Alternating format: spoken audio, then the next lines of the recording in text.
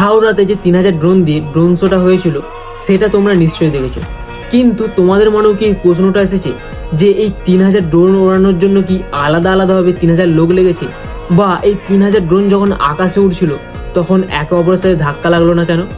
যদি এই প্রশ্নগুলো তোমাদেরও মনে এসে থাকে তাহলে এই ভিডিওটা পুরো দেখো, এর উত্তর তোমরা পেয়ে যাবে। এই ড্রোন শোটা খুব কম সময়ের জন্য হলেও এটা কার্যকর করতে হয়তো 1 মাস বা কয়েক সপ্তাহের বেশি সময় লাগতে পারে। হ্যাঁ, এই ড্রোনগুলোকে নিয়ন্ত্রণ করার জন্য প্রথমে একটা কম্পিউটার সিস্টেমের ব্যবহার করা হয়, যেটা প্রত্যেকটা ড্রোনকে তার অবস্থান, গতিবেগ ও দিক নির্ধারণ করে।